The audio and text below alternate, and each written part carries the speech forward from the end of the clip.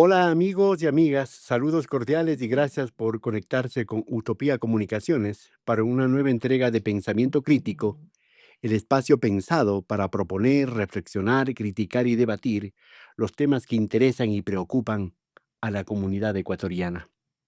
Como siempre, les invocamos a interactuar con nuestras redes sociales para saber sus comentarios, sugerencias o disensos.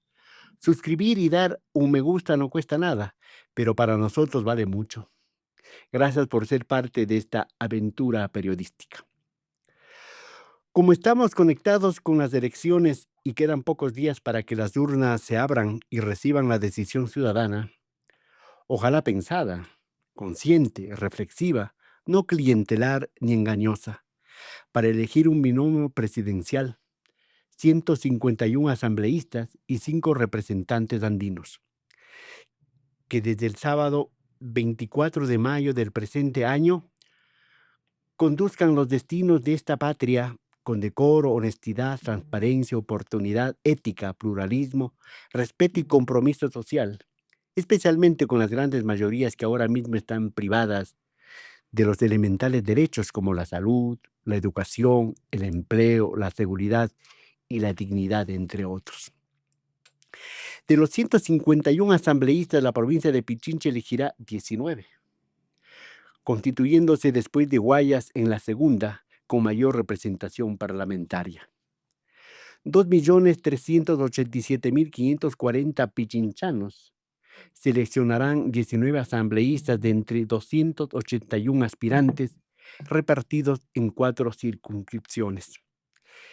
Estos 19 ciudadanos y ciudadanas que representarán a Pichincha tendrán el reto y la responsabilidad, junto al universo de 151 asambleístas, de buscar las mejores opciones legislativas y fiscalizadoras para coadyuvar en el rescate del Ecuador, que según muchas voces nacionales e internacionales se está convirtiendo en un estado fallido, en un narcoestado y en una suerte de tierra de nadie, o a lo mejor de pocos, y herederos de los de siempre.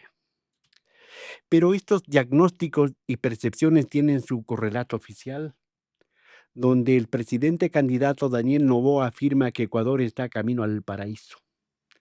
Discurso de marketing permanente, que tiene sus amplificadores de influencer en otras funciones del Estado, en poderes fácticos e intereses corporativos.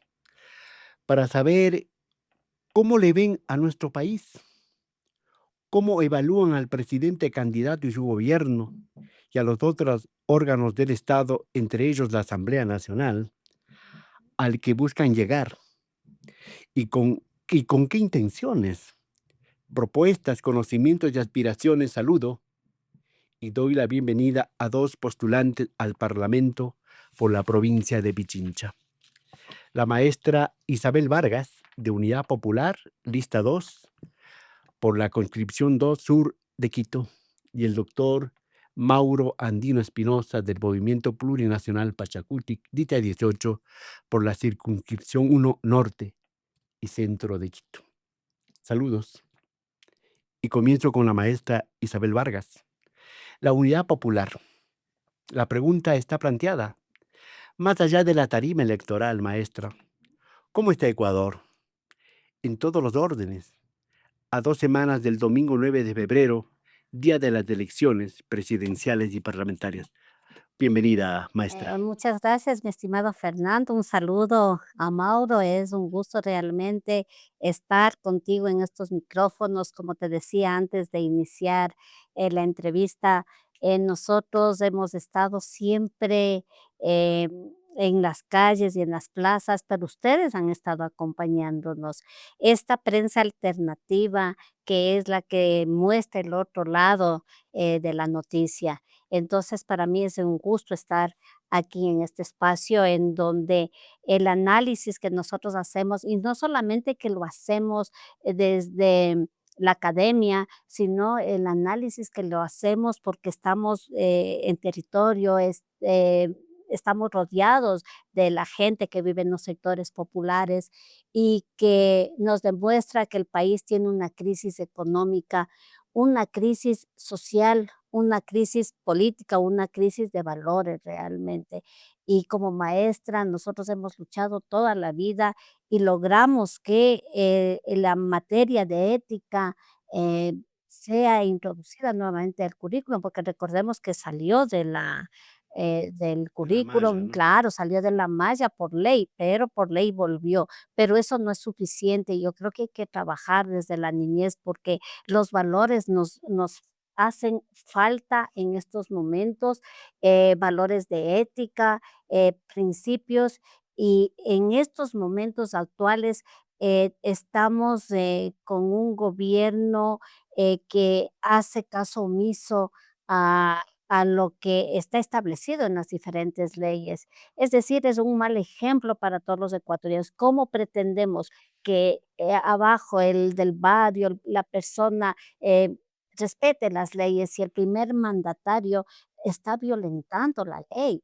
Y son violaciones claras y que ahora con las legulledadas y las personas que están alrededor, pues le secundan al presidente. Nosotros hablábamos de la ministra de Trabajo, o sea, qué vergüenza de que haya juristas de esa calaña que no sepan en qué artículo está la sanción que le están imponiendo a una funcionaria pública que fue elegida en las urnas. Y lo mismo pasa con el Código de la Democracia, con la ley de la función legislativa, que realmente está violentando, y eso significa que se está violentando el Estado de Derecho.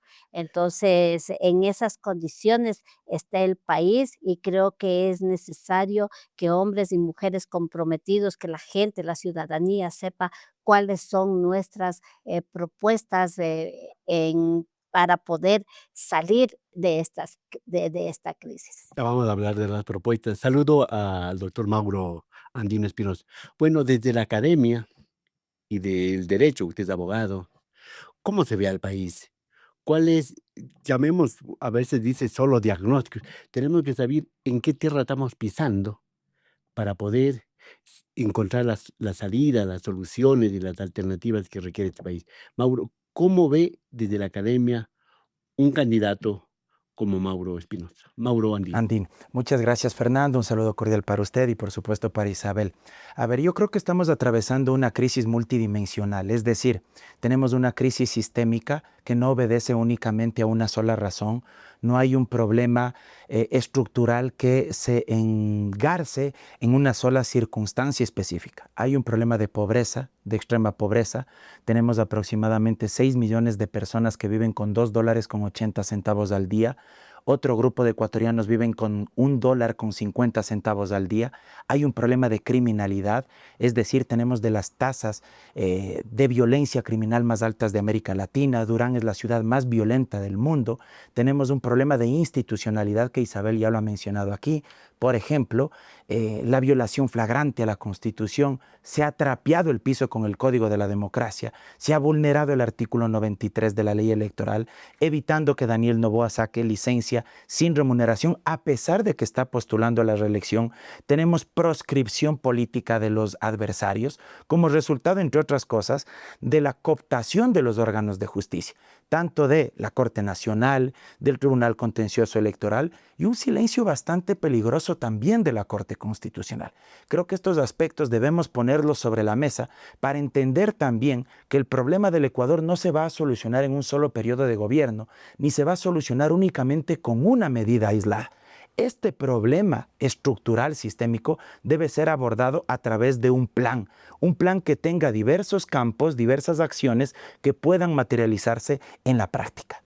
Muy bien, esa introducción de mis invitados esta mañana. Bueno, la gente dirá, bueno, con ese panorama, con ese cuadro medio macabro pintado no sé por quién, desde la Asamblea Nacional, ¿qué se puede hacer? Tomando en cuenta que la Asamblea, bueno, eso pasa en el mundo, es una institución desprestigiada ahora mismo, está a menos del 20% de aceptación. Ahora mismo podemos decir que la Asamblea en los primeros meses de este gobierno, del 2024, aprobó todo lo que le decía el presidente Noboa. aprobó todas las leyes urgentes, dio paso. ¿Qué piensa hacer y por qué quiere ir a la Asamblea Nacional la candidata de Unidad Popular, Elizabeth Vargas? Bueno, creo que una manera de rechazar justamente esta este descrédito que tiene la asamblea es justamente postularnos hacia la asamblea porque somos hombres y mujeres que le estamos apostando a pues salir de esta crisis que ya lo hemos descrito anteriormente. Entonces, creo que en el país hay mucho por hacer y no solamente lo hacemos en mi caso de maestra desde las aulas, transformando, llevando el conocimiento a los niños. Eso no es suficiente. Hemos luchado, hemos peleado para que la educación esté en mejores Sí. condiciones, pero desde la Asamblea Nacional hay dos cosas que se puede hacer. La una es legislar y la otra es fiscalizar. Vamos del lado El de cuál es la papel propuesta de legislativa. fiscalizador también es muy importante. Desde la legislación hay una propuesta que es el tema que un asambleísta tiene que ganar igual que un maestro, porque no podemos Es nosotros, decir, ¿cuánto? dependiendo del título, de los méritos, porque nosotros tenemos un escalafón en donde la primera categoría, que es la G, es de ¿Un escalafón 980. para la asamblea? No, $986 es la categoría de un maestro que, tiene todos sus méritos y profesional. Eso como primer planteamiento. Segundo, creo que es necesario ir desde la Asamblea Nacional y no solamente lo vamos a hacer, solos, legislando, sino también en el caso de nuestro compañero Jorge Escala, que está candidato a la presidencia junto con Pacha, que somos líderes que hemos demostrado esa convicción de trabajar en favor del pueblo ecuatoriano. Creo que la inseguridad en el país no se va a acabar si no se depura las Fuerzas Armadas, si no se depura la Policía Nacional, si no se depura la ¿Y función eso se judicial. depura con leyes o con voluntad política? Las 2 cosas, porque hay leyes, no basta solo con tener la ley, sí, hay que impulsarlo y por eso nosotros vamos con la mejor bancada que tiene el país, que es el pueblo, porque es el pueblo quien va a estar tras de nosotros a empujar para que aquellos que no quieren sacar al país de esta inseguridad tengan que ceder con la presión popular. Nosotros vamos a plantear esa propuesta y que no vengan con sus falsos positivos, porque aquí se ha declarado un estado de guerra que no ha acabado con la inseguridad, estados de excepción que no ha acabado con la inseguridad. Aquí solamente ha servido como una caja china de mensajes, es decir, pasa algo y le tapa con otro escándalo, es decir, de escándalo en escándalo, pero el 15% que subieron con el contubernio de estos asambleístas, del correísmo y de todos los asambleístas que están ahora, ese 15% no ha servido realmente para acabar esa inseguridad, porque debemos acabar de raíz. Sí, aquí hay una pobreza multidimensional en el país. El 49% de la población rural tiene una pobreza multidimensional. Eso es gravísimo. Entonces, hay que atacar el problema de raíz. Uno de los que debemos ir primero es justamente el ir a depurar esa policía y nosotros, esas 3 funciones, del Estado, ¿no? Y todas las instituciones, pero principalmente iniciando por estas 3 que es Fuerzas Armadas, que es policía, función judicial.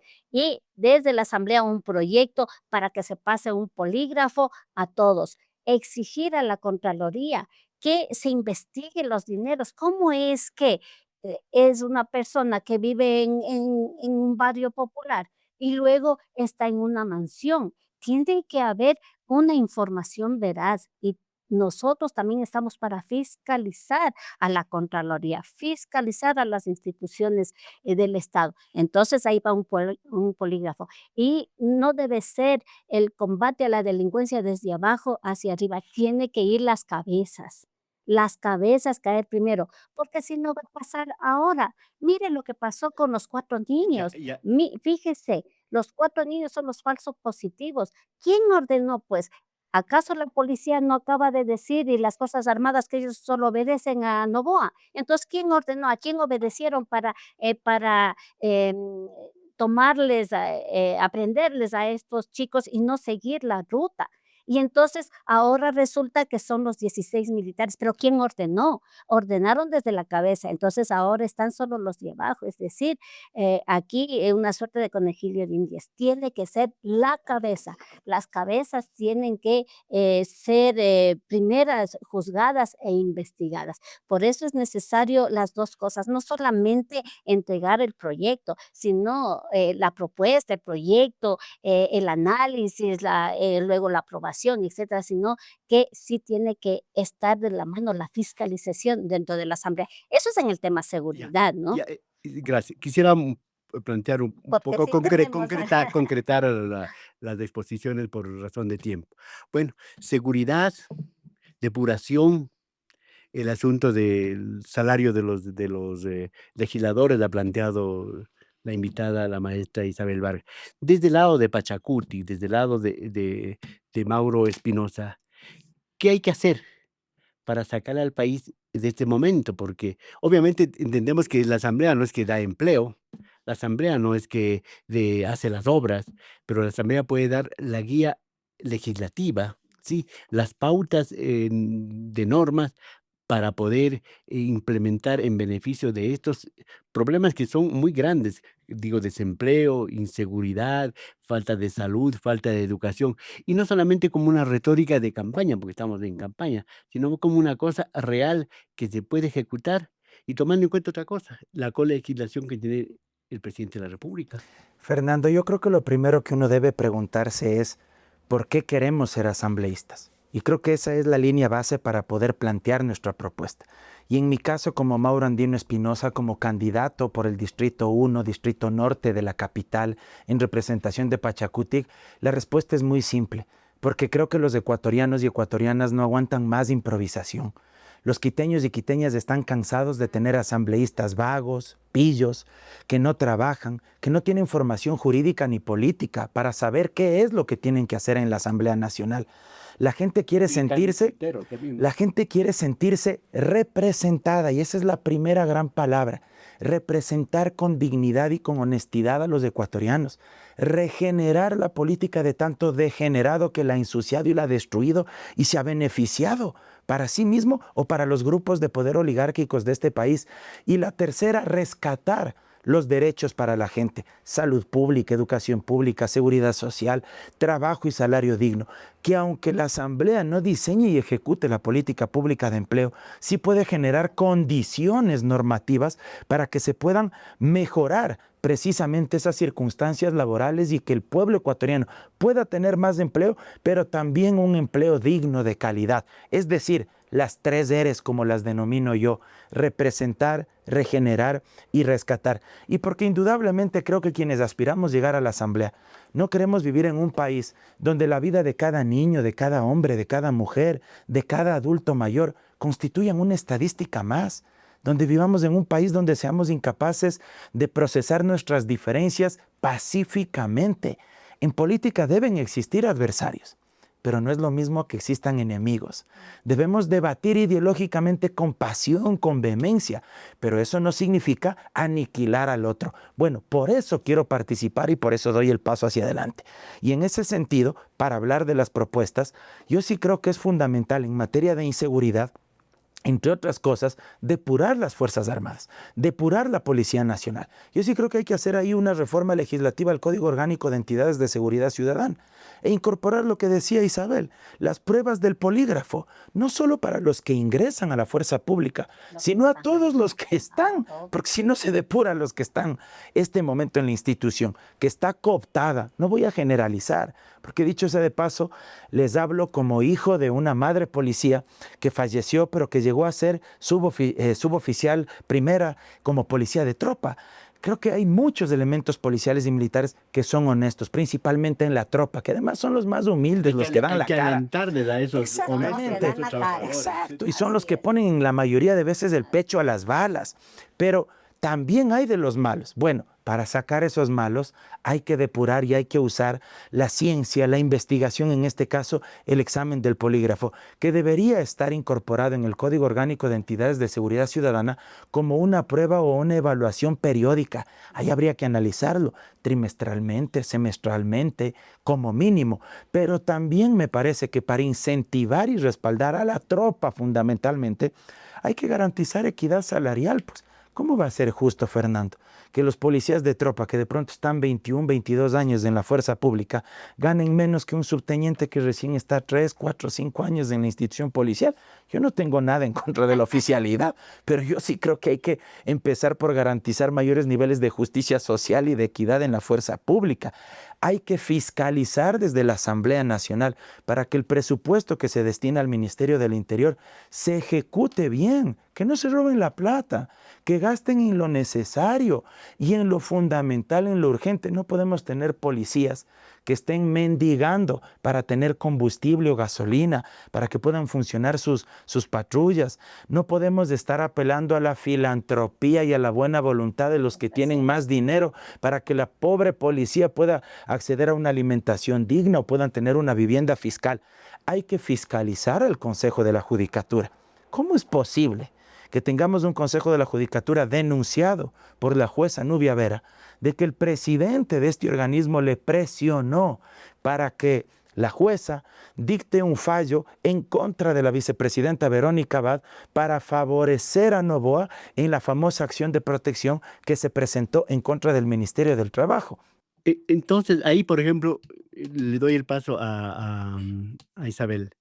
Ahí hay que reformar, eliminar o qué hacer con el Consejo de Participación Ciudadana, que es el encargado de los concursos para los organismos de control, Fiscalía, Defensor del Pueblo, la misma Consejo de la Judicatura, Corte Constitucional, Corte de Justicia, el CNE y todo eso. ¿Cómo hacer para que funcione y no sea este es un biombo prácticamente el Consejo de Participación? Hasta ahora, de lo que yo recuerdo, creo que están los suplentes de los suplentes Sí, y un lamentablemente montón de ninguno ha dado la ¿Qué talla. qué No, qué no, no, hacer no. qué hacer A para ver, desde yo ahí? creo que Porque esa depende. sería una manera de reinstitucionalizarle al país. Bueno, el Consejo de Participación es una función del Estado y La para quinta función, decía, ¿no? claro, y lo que sí desde la Asamblea Nacional hay que fiscalizar, porque realmente desde su creación hasta el día de hoy no han dado una y más bien, El doctor ha Trujillo lo servido. blindó, pues, ¿no? Claro, el doctor ahí hubo una reforma, pero en todo caso, desde la legislación, al ser una función y al estar en la Constitución, se tendría que llamar a una, consulta popular para ver qué hacer con este consejo, porque anteriormente quienes elegían era la Asamblea Nacional. Entonces, yo creo que estábamos, mejor, por lo que no había esta, Después te dieron una elección, a veces por claro, elección, ¿no? claro. En todo caso, yo creo que, siguiendo con el plan, que, hemos coincidido en el tema, de seguridad, y creo que así se debe tratar en la Asamblea Nacional, hombres y mujeres, que podamos, em, fusionar en nuestras propuestas en función del pueblo ecuatoriano, en función de seguir, sanando, en función de seguir, eh, llenando esas necesidades que necesitamos. Luego de la seguridad, a mí sí me parece que es, muy importante el tema del trabajo. Nosotros hemos planteado el tema, por ejemplo, del salario, básico. En la Constitución lo establece que debe ser el valor de la canasta básica familiar. Entonces, se debe exigir igual, porque ahora en el Ministerio del Trabajo hay un Consejo Nacional de Trabajo, ya que es el que regula, pero desde la Asamblea Nacional sí es posible entregar una propuesta para que se cumpla y que el salario básico, de hecho, desde el Frente Unitario de Trabajadores tenemos entregado ya una propuesta de un código de trabajo integral desde la visión de los trabajadores, en donde pues ahí no entra la flexibilización laboral, sino que se garantice la estabilidad laboral. Nosotros planteamos que al menos el salario debe ser de $570, al menos, debería ser de 800, pero nosotros decimos garantizar los 870 a través de las reformas del código, a través de mejorar las competencias que tiene el Consejo Nacional de Trabajo, porque solo se reúnen, por ejemplo, en diciembre para tratar el tema, pero no, en el código debe haber, no debe ser esa la función del Consejo Nacional del Trabajo, sino debe ir más allá, el análisis de las políticas, el análisis de la producción.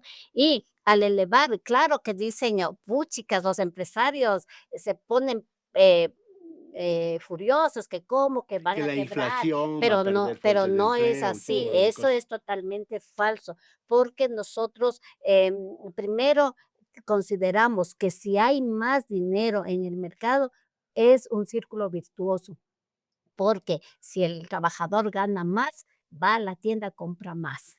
El de la tienda, al vender más, tiene que al distribuidor comprarle más. El distribuidor tiene que ir a Es la una cadena, ¿no? Una fábrica, cadena. tiene que ir a la industria y comprar más. Se fomenta empleo, se dinamiza la economía, es decir, no es que se quiebra, sino que más bien se viene y se incrementa el empleo y no hay ninguna inflación porque hay dinero circulante. Y esto también aparte que nosotros lo hemos planteado, David Card, que es el Premio Nobel de Economía, él hizo una investigación y demostró que en un estado donde pagó el más a los trabajadores, hubo más empleo, y en el estado donde quedó el sueldo tal cual, más bien de allá migraban hacia otro estado. Entonces, está científicamente inclusive comprobado eso. Entonces, creo que el tema de los salarios, el tema de que un servidor público gane, tenga también mejores condiciones. Al servidor público, por ejemplo, no se le ha revisado su sueldo durante más de 12 años, Está congelado desde la época está de Lucio congelado, ¿no Gutiérrez. es cierto? Y yo creo que sí es necesario que se revise también los salarios de los servidores públicos. Desde Unidad Popular, junto con Jorge Escala Zambrano, tenemos una propuesta y el proyecto que hay que presentarlo a la asamblea, creo que es necesario la construcción de la Universidad del Sur. Ese es el planteamiento de Isabel Vargas, que en el sur se construya una universidad, porque no tenemos, en el sur no hay una universidad pública, y también la construcción del Hospital del Sur. Tenemos solo uno, el Hospital del Sur, que tiene problemas estructurales. Los tres hospitales que hay Del IES o del Ministerio de no, Salud. pública, Del pública. Claro, porque Ministerio de hay Salud. el hospital La Quito Sur, pero el hospital es público, solamente hay el Hospital del Sur, pero creo que es necesario, tiene fallas estructurales. Esos proyectos hay que presentarlos en la asamblea e impulsarlos a través, igual con el ejecutivo. Igualmente, si se construye la Universidad del Sur, va a haber empleo para el albañil, para el plomero, para los profesionales y luego lo más importante para la señora que vende los almuerzos, los que venden los bolones afuera, se dinamiza igual a través de la creación de la obra, a través de la inversión de la obra pública. Fíjese este gobierno, cuánto ejecutó el presupuesto, apenas el 54% de la inversión no hay. Si no hay inversión, si no hay la obra pública, no hay el crecimiento de empleo, así de sencillo. Entonces, en la universidad va a servir no solamente para las carreras que necesitan la presencialidad, sino también va a ser la sede para las carreras que se les puede impartir a través de la virtualidad. Difícil parar a un candidato o una candidata en su discurso. Eso dificulta periodísticamente abordar varios temas. Y se los digo con toda sinceridad. Se los digo con toda sinceridad. No le tomen esto como una tribu, como una tribuna o como una tarima. No, no. Quizás ese es un error de muchos políticos, de muchos candidatos. Mauro, a usted, ¿qué otras propuestas? Usted ha hablado del asunto de la justicia, ha hablado de depuración de la policía y de otro de ¿qué otra propuesta tiene en mente y que tiene a lo mejor ya elaborando para llevar a la Asamblea? Pero que sea viable, Y ejecutable concreta. y que busque consensos dentro del propio parlamento para que se hagan leyes de la república.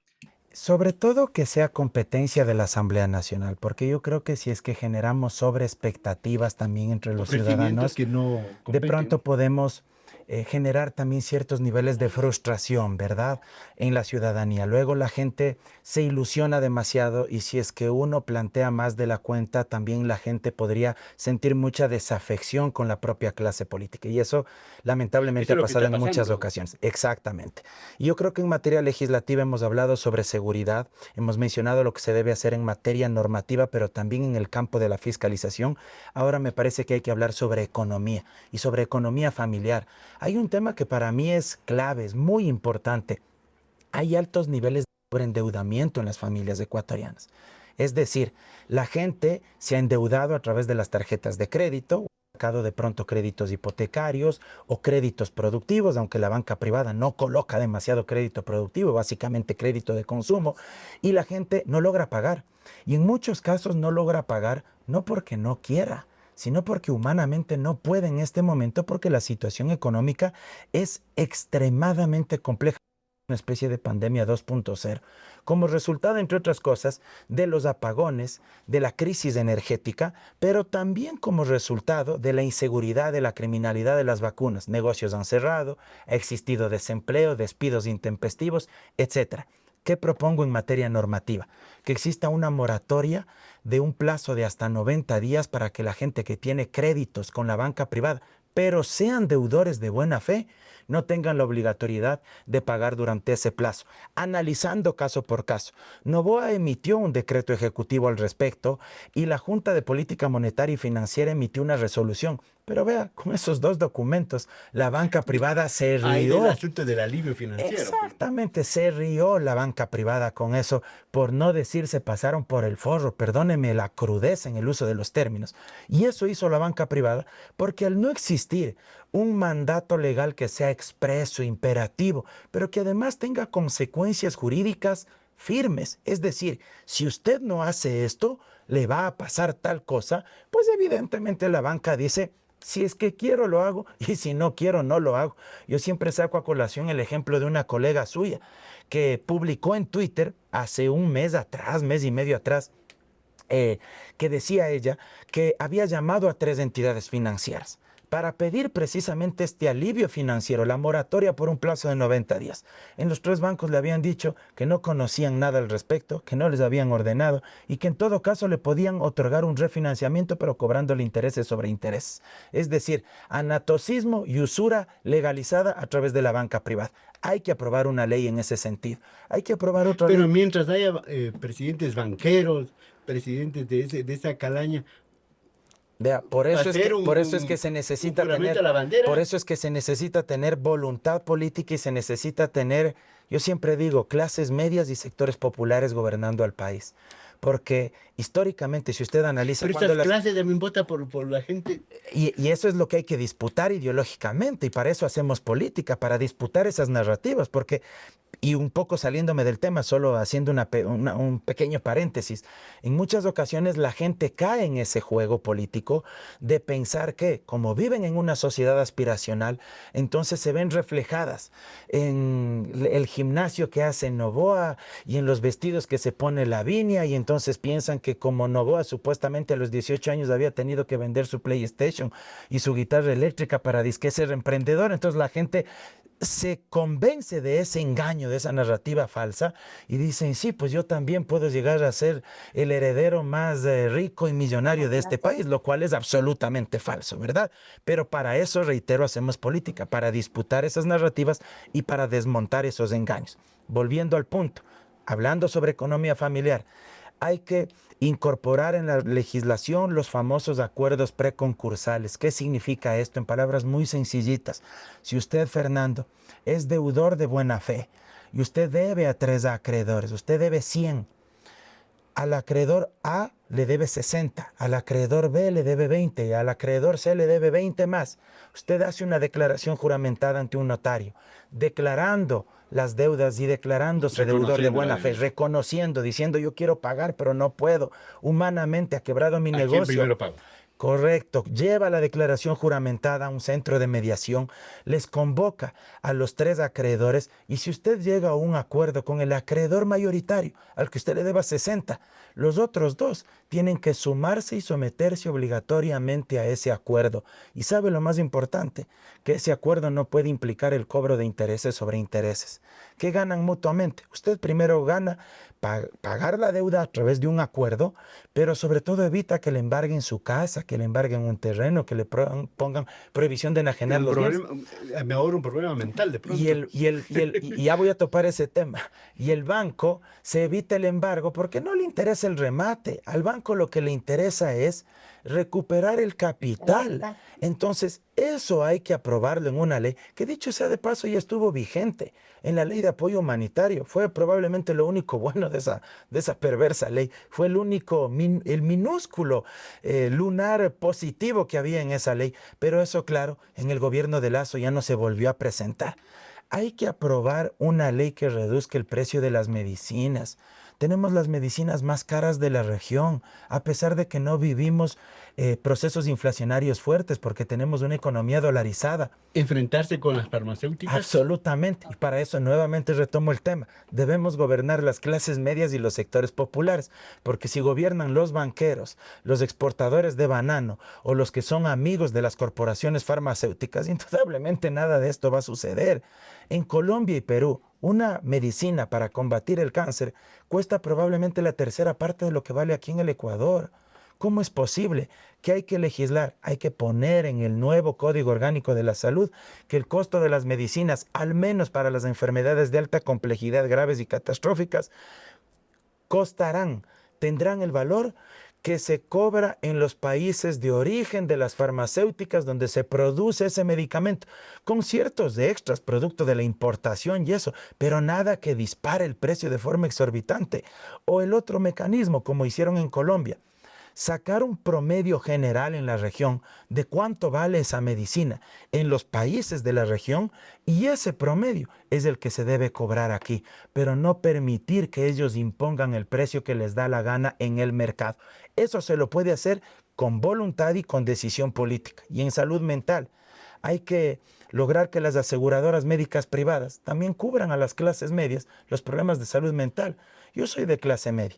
Tengo la suerte no solo de estar afiliado al IES, sino de estar afiliado a una aseguradora médica privada. Pero a mí no me cubre los problemas de salud mental y todos hemos atravesado problemas de depresión, de ansiedad, de estrés. Y las aseguradoras médicas privadas ganan un platal.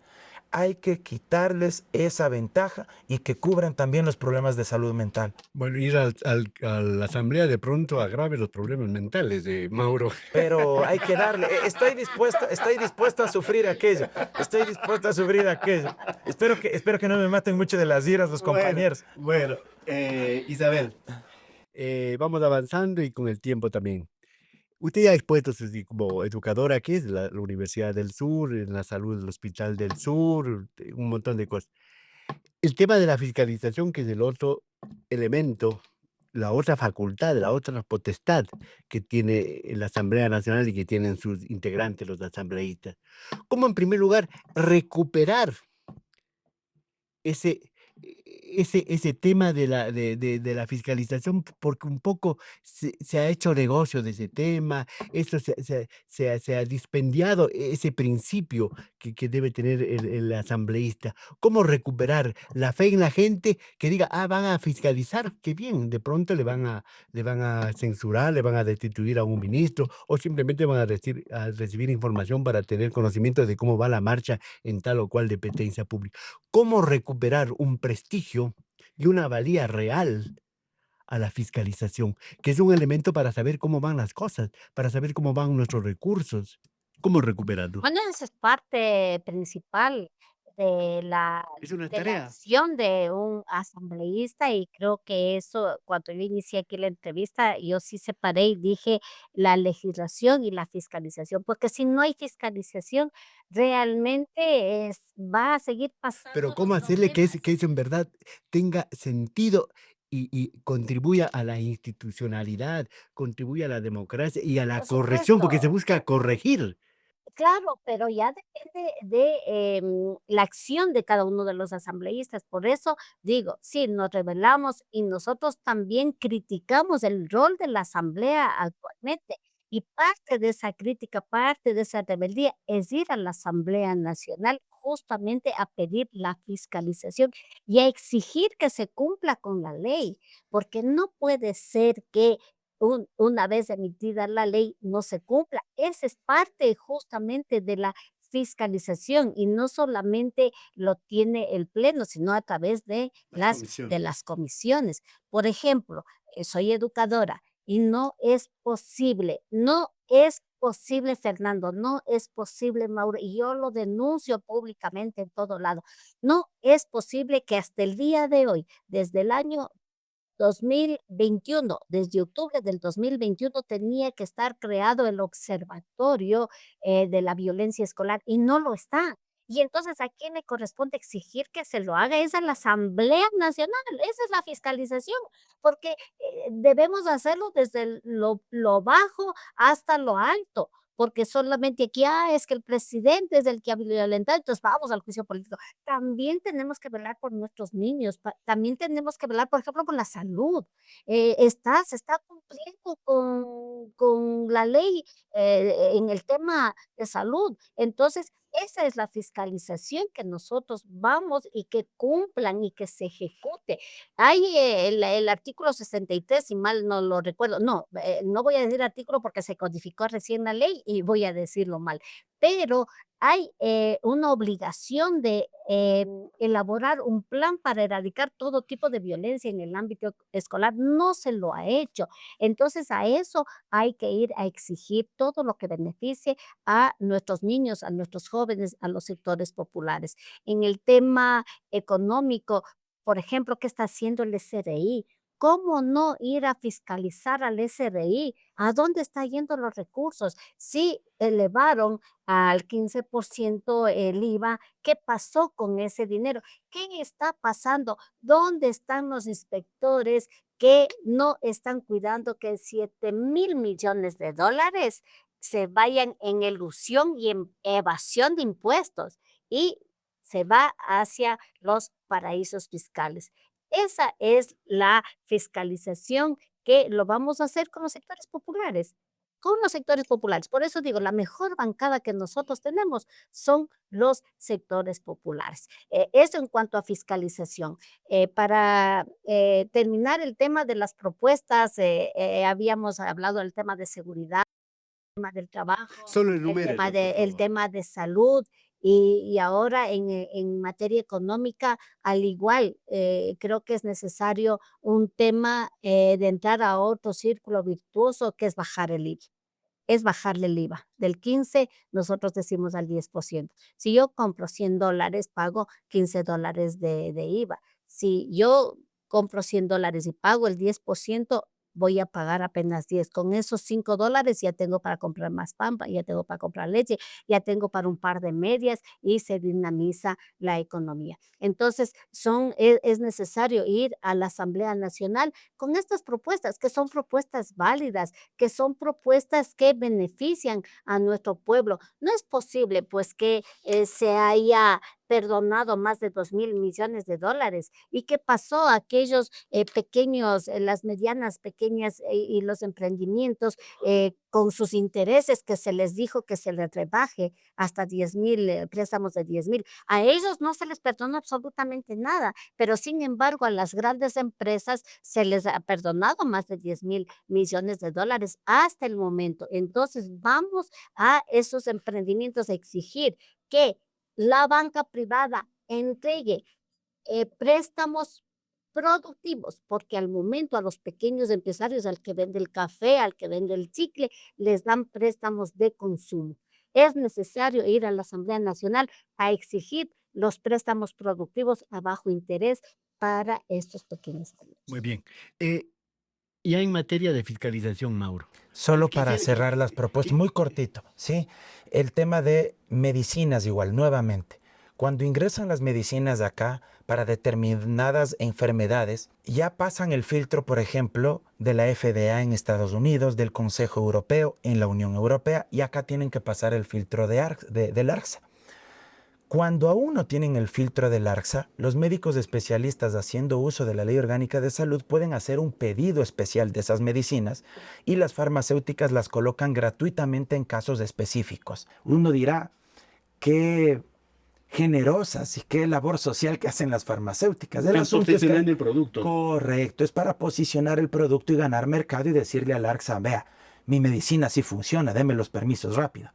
¿Sabe qué hay que hacer? Hay que legislar indicando que una vez que el ARCSA, porcentaje. correcto, una vez que el ARCSA le dé el permiso, la autorización para que comercialice su producto en el mercado, automáticamente un porcentaje de lo que coloque en ese mercado nacional sea destinado de forma gratuita a aquellos sectores de escasos recursos económicos, de un 5 a un 10% de lo que coloque en el mercado. Eso sucede en la Unión Europea, eso se lo puede hacer aquí.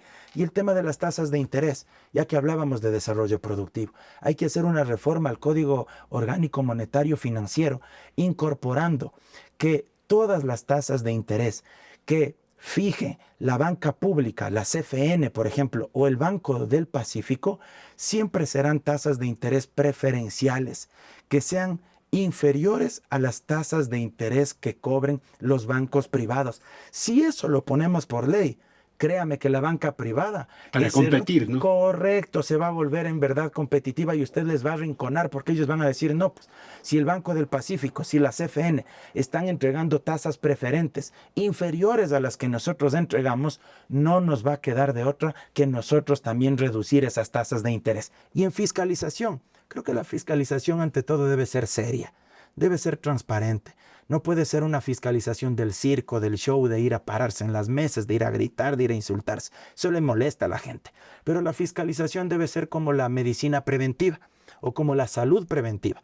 No debemos llegar solo al juicio político cuando ya se han robado la plata para censurar y Llegamos destituir a al un ministro. metástasis. Exacto, me explico. La fiscalización debe prevenir las irregularidades. Es decir, hay que hacer un control previo. Pero ahí tenemos a la Contraloría, en otra cosa tenemos la UAFE, tenemos otras instituciones. Nosotros debemos pedir, es decir, hay que presentar Que requerimientos por pusieron las escrito comisiones, ¿no? a las propias autoridades que son sujetas de fiscalización, si es que nosotros ya vemos que hay alguna presunta irregularidad.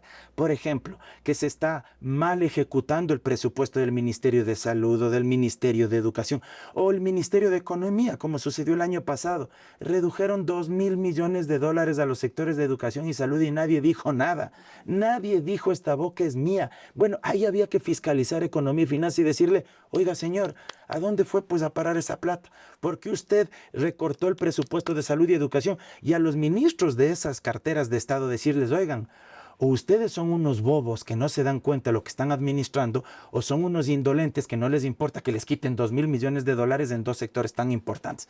La fiscalización debe ir por ahí en materia preventiva y claro, cuando ya toque y sea necesario censurar y destituir, también habrá que hacerlo. Mauro, en pocas palabras, vamos terminando.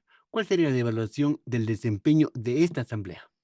Yo creo que Digamos, más en esta crisis tremenda que está viviendo el país. Mire, yo creo que la gran mayoría no han dado la talla.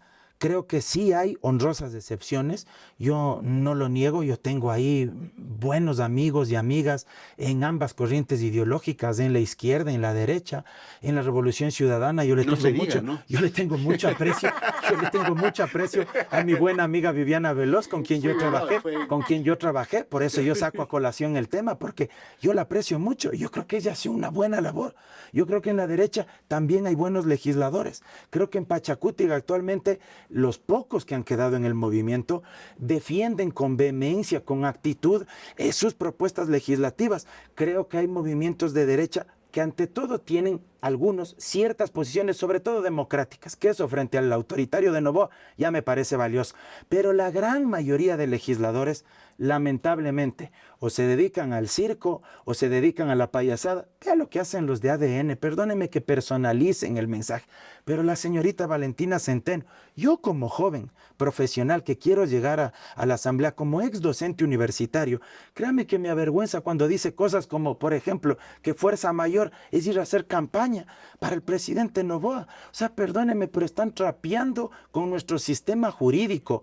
Ese tipo de legisladores no aguanta más la ciudadanía. Por eso debemos llegar al Parlamento para cambiar la imagen institucional. ¿Y cómo hacer para que los legisladores que van por determinada agrupación política, incluso antes de posesionarse, ya se cambiaron de camiseta, parece que tienen frío y se ponen otra camiseta? Sí.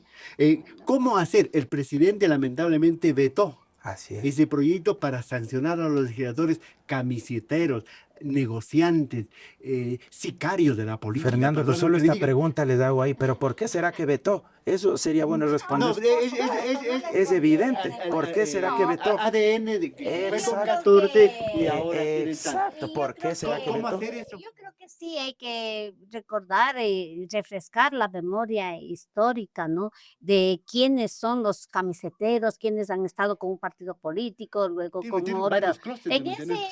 en ese aspecto, nuestro Jorge Escala, Pacha, la Natalia, que ustedes le conocen, Isabel Vargas, yo nací con mi sangre roja y he de morir con mi sangre roja, mi bandera roja de Unidad Popular, antes llamado Movimiento Popular Democrático. Me han querido llevar a otros lados, me han ofrecido, pero sin Se ha embargo, hecho la rogada. no me he hecho la drogada, no me he hecho la drogada. Hemos preferido quedar de pie peleando. Acuérdese cuando nos quitaron el edificio de la UNE. Acuérdese, a mí me persiguieron. Yo no podía dar clases, tenía un acoso laboral terrible. Me cambiaban de jornada a la mañana, a la tarde, me cambiaban de colegio, de un lugar a otro. Entonces, Isabel, Pero la ¿cómo convicción, hacer para cambiar pero la ese camisetazo, convicción, nadie me el ha quitado. asunto de los legisladores o parlamentarios o asambleístas Hay funcionales? que retomar. ¿Cómo Yo hacer creo que eso? hay que retomar, ese porque proyecto. claro, porque eso es una falta Pero de es respeto. un año porque fue vetado. Pero hay que tal vez. esperar, Ya está hay que esperar. pasando el Bueno, tiempo, vea. el tiempo Sí, pasa y recorre. Yo sí. creo que hay que retomar y no podemos nosotros dejar esta cuestión suelta de los camisetazos, porque es una falta de respeto a quien votó, porque votó por un grupo político y de pronto ese grupo político tiene un plan de gobierno Yo creo, diferente al ya, que se y yo cambia. creo que ir un poco Entonces, más atrás, entonces hay un que, poco más atrás,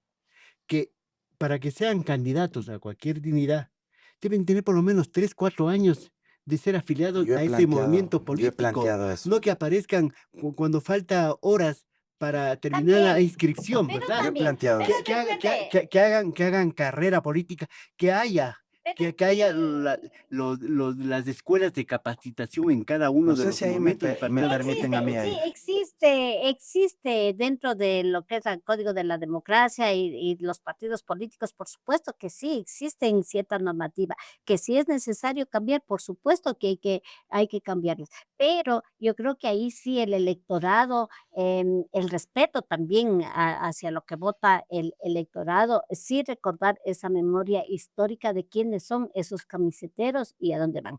Claro que hay que retomar, el tiempo pasa rápidamente, pero es posible hacerlo porque tiene toda la razón usted. En cuanto ya a la evaluación de la Asamblea Nacional, a mí me parece esta asamblea, al igual que el presidente, cómplice. Y enemiga del pueblo ecuatoriano. Es cómplice del presidente y los dos son enemigos del pueblo ecuatoriano, porque en el año 2023 firmaron el Tratado de Libre Comercio, abrieron zonas francas aquí en el Y país las bases militares. inmediatamente quebraron empresas y se quedaron o aumentó el desempleo.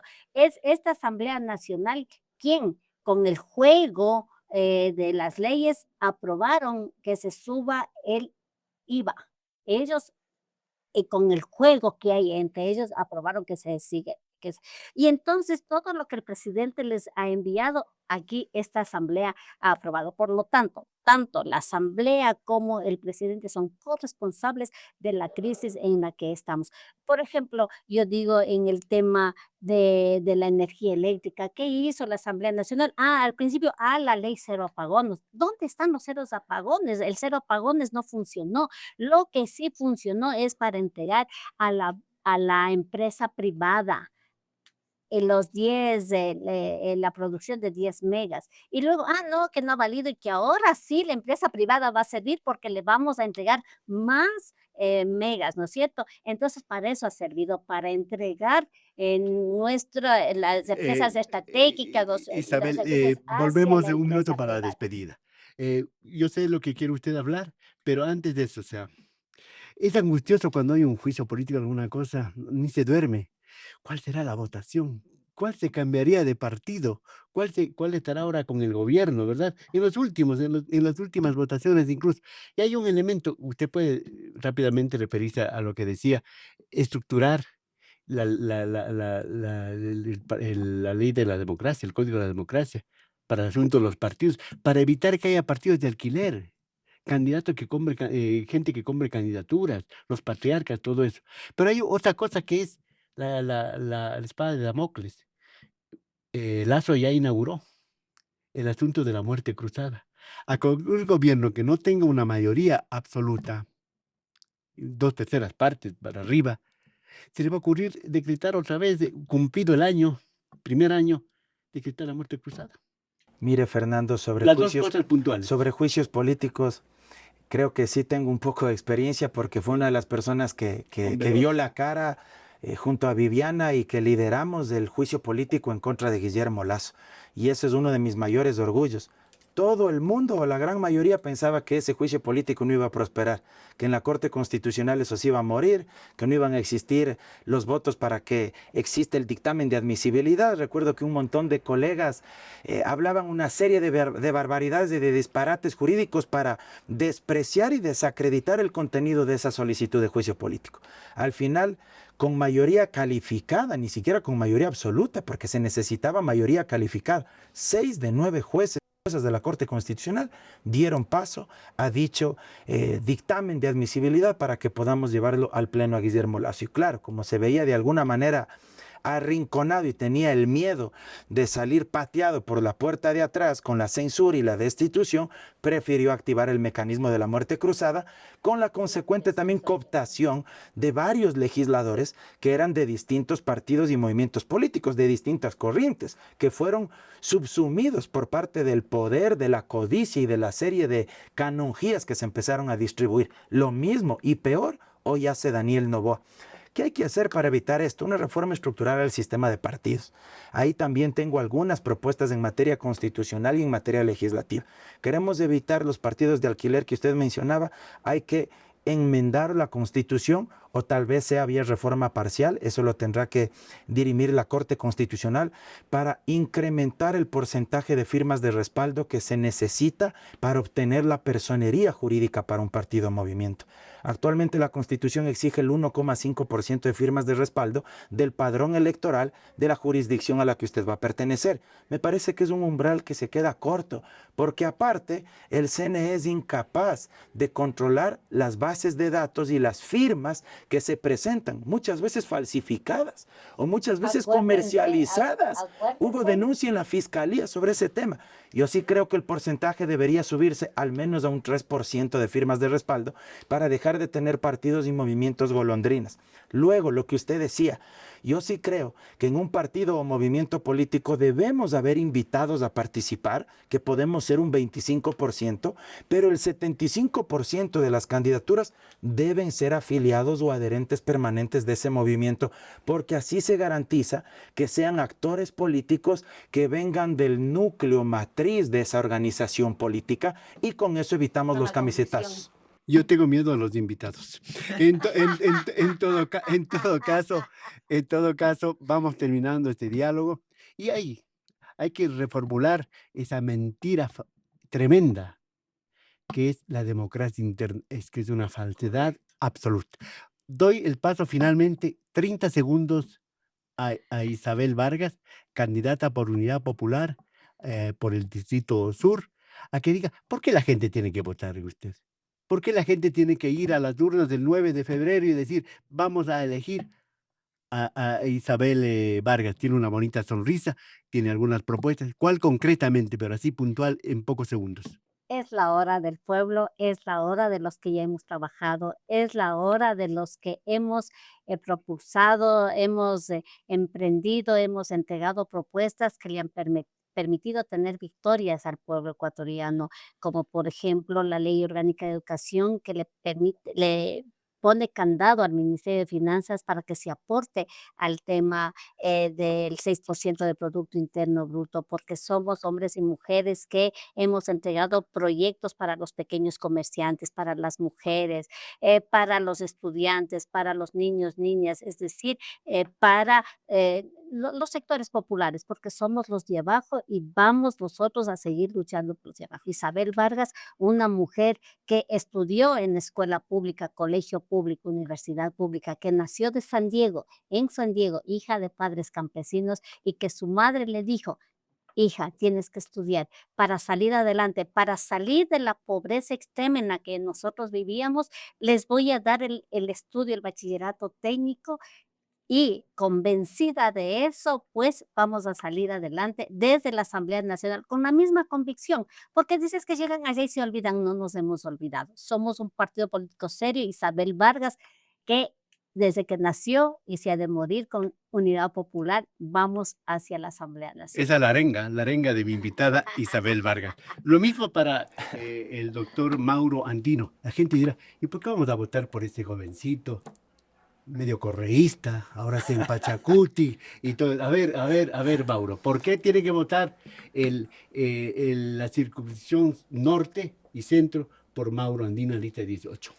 Porque soy hijo de una madre policía que se quedó huérfana a los 19 años de edad a cargo de sus 4 hermanos, porque fue policía de tropa, porque soy hijo de un padre que fue niño lustrabotas y vendedor de periódicos, pero que también es abogado y que también fue asambleísta de la República, porque estudié en universidad pública y fui presidente de FEU en la Universidad Nacional de Chimborazo, porque he estudiado en universidades privadas y puedo decir que conozco ambos mundos, y porque creo que a nivel de mi formación jurídica, política y mi experiencia en el sector público, pero sobre todo en la Asamblea Nacional, yo puedo ser un aporte para cambiar ese lastre, ese espacio de circo, de burla, de corrupción en el que muchas veces se ha convertido el Parlamento ecuatoriano. Yo he sido docente universitario.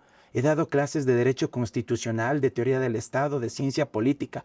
Creo que puedo poner mi contingente al servicio del país y creo que la gente no se merece más improvisación. Creo también que como parte de las nuevas generaciones políticas es el momento de jubilar a una serie de dinosaurios políticos. Creo que es el momento de dar un paso hacia adelante y porque es el momento histórico de la patria, porque probablemente nos estamos jugando mucho más de lo que la gente percibe en estas circunstancias. Y cierro con esto, porque creo firmemente, respecto de lo que usted dijo, Fernando, que yo sí puedo ser un puente para unir a las izquierdas. Yo, más allá de ser candidato asambleísta por Pachacutic, que defenderé sus principios y valores, quiero ser el candidato de las izquierdas y quiero unir en la Asamblea Nacional a las izquierdas, a los progresismos y a los sectores democráticos de este país, que existe un gran bloque legislativo de Pachacutic, ¿por qué no de Unidad Popular, del Partido Socialista, de la Revolución Ciudadana, para enfrentar a la tiranía de Noboa? Y a la extrema derecha en este país debemos competir y luchar juntos, porque por separado es muy posible que nos maten políticamente. Yo creo que se nos acabó el tiempo Sí, y señor, agradezco sí. cordialmente a una mujer candidata, Isabel Vargas, por la lista 2 de Unidad Popular por el sur de Quito, y al doctor Mauro Andino Andino Espinosa. Espinosa, Mauro Andino Espinosa, por la lista 18 por el norte de Quito y centro. Señoras y señores, gracias. Seguiremos hablando de este tema porque las elecciones están a punto, las urnas ya están calientitas, parecen, y vamos a seguir hablando de este tema para reflexionar, para pensar el voto y pensar en lo que es ahora y siempre ha sido. Los niños son el presente de este país Así y el es. futuro de este país. Señoras y señores, hasta aquí Pensamiento Crítico por Utopía Comunicaciones. Hasta la próxima.